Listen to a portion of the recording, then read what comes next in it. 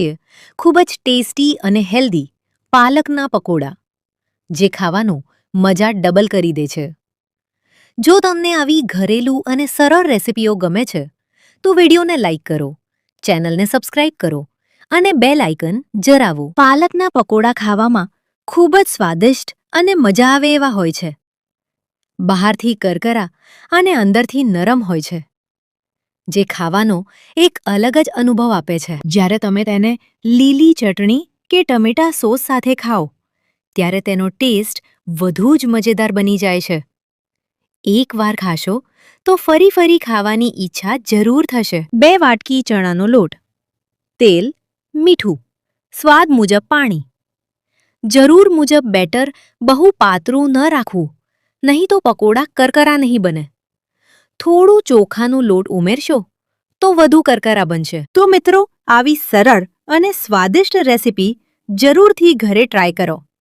જો તમને વિડીયો ગમ્યો હોય તો લાઈક કરો, શેર કરો અને ગુજ્જુ રેસિપી ચેનલને સબસ્ક્રાઇબ કરવાનું ભૂલશો નહીં. પાલકના પકોડા બનાવવા માટે સામાન્ય રીતે 20 થી 30 મિનિટ જેટલો સમય લાગે છે, જેમાં લગભગ 10 થી 15 મિનિટ તૈયારી, પાલક ધોવું, બેટર બનાવવું માટે અને 10 થી 15 મિનિટ તળવા માટે લાગે છે. પાલકના પકોડા ખાવાથી અનેક આરોગ્યદાયક ફાયદા મળે છે, કારણ કે પાલક પોતે જ એક પૌષ્ટિક શાકભાજી છે. પરંતુ એક વાત ધ્યાનમાં રાખવાની છે કે પકોડા તળેલા હોય છે, એટલે તેને મર્યાદામાં જ ખાવા જોઈએ. અંતમાં કહી શકાય કે પાલકના પકોડા સ્વાદ સાથે સાથે આરોગ્ય માટે પણ લાભદાયક છે, જો તેને યોગ્ય માત્રામાં ખાવામાં આવે તો.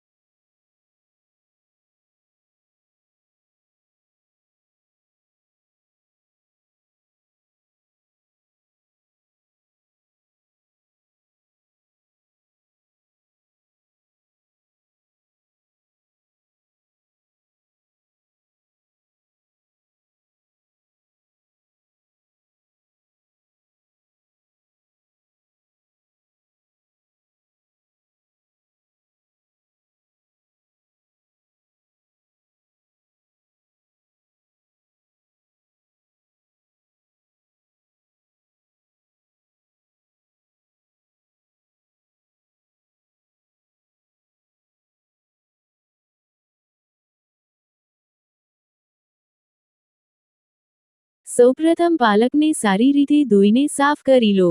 પાલકમાં આયર્ન ભરપૂર હોય છે, જે હિમોગ્લોબિન વધારી શરીરની કમજોરી દૂર કરે છે. પાલકમાં વિટામિન એ હોય છે, જે આંખોની દ્રષ્ટિ સુધારે છે અને આંખોને સ્વસ્થ રાખે છે. પાલકમાં વિટામિન સી અને એન્ટીઓક્સિડન્ટ હોય છે, જે ઇમ્યુનિટી મજબૂત બનાવે છે. પાલકમાં ફાઇબર હોય છે, જે પેટને સ્વસ્થ રાખે છે અને કબજિયાત દૂર કરે છે. પાલકમાં કેલ્શિયમ અને વિટામિન કે હોય છે, જે હાડકાને મજબૂત બનાવે છે. પાલક બ્લડ પ્રેશર કંટ્રોલ કરવામાં મદદ કરે છે અને દિલને તંદુરસ્ત રાખે છે. ઓછી કેલરી અને વધારે પોષક તત્વો હોવાથી પાલક વજન ઘટાડવામાં મદદ કરે. પાલક બહુ ફાયદાકારક છે, પણ તેને વધારે તેલમાં તળીને ઓછું ખાવું જોઈએ. ઉકાળીને, શાક કે સૂપ તરીકે ખાવું વધુ આરોગ્યપ્રદ છે. પાલકને બેટરમાં ડુબાડી દો અને પછી તેને ગરમ તેલમાં નાખી. ગરમાગરમ પાલકના પકોડા ચા સાથે ખાવાનો મજા જ કંઈક અલગ હોય છે. ખાસ કરીને વરસાદી મોસમમાં આ નાસ્તો બધાને બહુ ગમે છે. અંતમાં હું એટલું જ કહીશ કે આપણે જંક ફૂડ કરતાં આવી ઘરેલું અને પૌષ્ટિક વાનગીઓ વધુ ખાવા જોઈએ.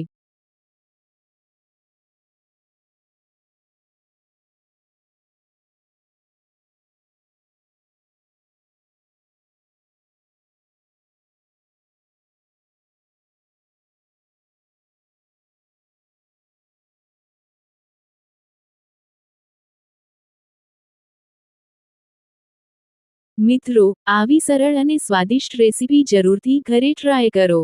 જો તમને વિડીયો ગમ્યો હોય તો લાઈક કરો, શેર કરો અને ગુગુ રેસીપી ચેનલને સબસ્ક્રાઇબ કરવાનું ભૂલશો નહીં.